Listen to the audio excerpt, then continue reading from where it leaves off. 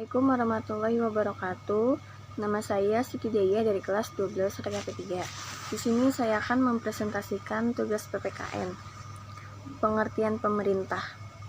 Pemerintah adalah organisasi yang memiliki kewenangan untuk mengatur komunitas di wilayah tertentu, yang umumnya adalah negara. Ada beberapa definisi mengenai sistem pemerintahan. Sama halnya terdapat bermacam-macam jenis pemerintahan di dunia. Menurut Kusnardi, pemerintahan sebagai urusan-urusan dilaksanakannya oleh sebuah negara dalam mengadakan kesejahteraan rakyat atau warganya dan kepentingan rakyatnya, serta menjalankan dan mengembangkan tugas eksekutif, legislatif, dan yudikatif.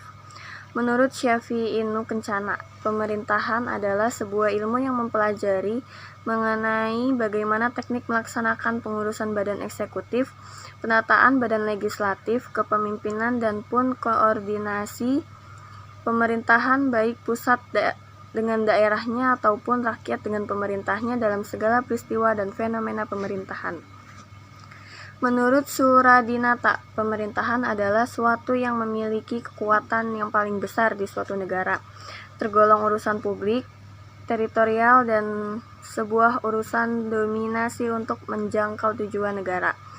Menurut H. Muhammad Rohidin Pranajeja, pemerintahan kata perintah yang memiliki makna kata-kata yang bertujuan diajak melakukan sesuatu kegiatan, sesuatu yang mesti dilakukan. Pemerintahan adalah orang-orang, badan, ataupun aparat dihapus dan memberi perintah. Menurut Wilson, pemerintahan merupakan suatu kekuatan pengorganisasian. Tidak jarang kali dikaitkan dengan organisasi angkatan bersenjata. Namun dua atau sekelompok orang dari sekian banyak macam kumpulan masyarakat yang diadakan dari sebuah organisasi supaya mewujudkan sebuah tujuan dan sasaran dengan mereka, dengan teknik memberikan hal-hal yang menyimak urusan publik. Konsep governance. Sementara governance atau tata pemerintahan memiliki arti seluruh mekanisme, proses, dan lembaga-lembaga di mana warga dan kelompok masyarakat mengutarakan kepentingan mereka, menggunakan hak hukum, memenuhi kewajiban, serta menjembatani perbedaan-perbedaan di antara mereka.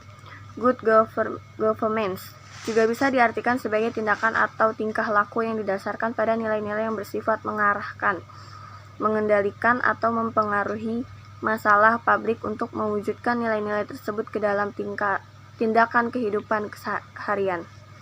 Good governance pada dasarnya adalah suatu konsep yang mengacu pada proses pencapaian keputusan dan pelaksanaannya, yang dapat dipertanggungjawabkan secara bersama sebagai suatu konsensus yang dicapai oleh pemerintah, warga negara, dan sektor swasta bagi penyelenggaraan pemerintahan dalam suatu negara. Asas-asas governance. 1. Asas kepastian hukum adalah jaminan bahwa hukum dijalankan, bahwa yang berhak menurut hukum dapat memperoleh haknya, dan bahwa putusan dapat dilaksanakan. 2. Asas tertib penyelenggaraan negara adalah asas yang menjadi landasan keteraturan, keserasian, dan keseimbangan dalam pengendalian penyelenggaraan negara.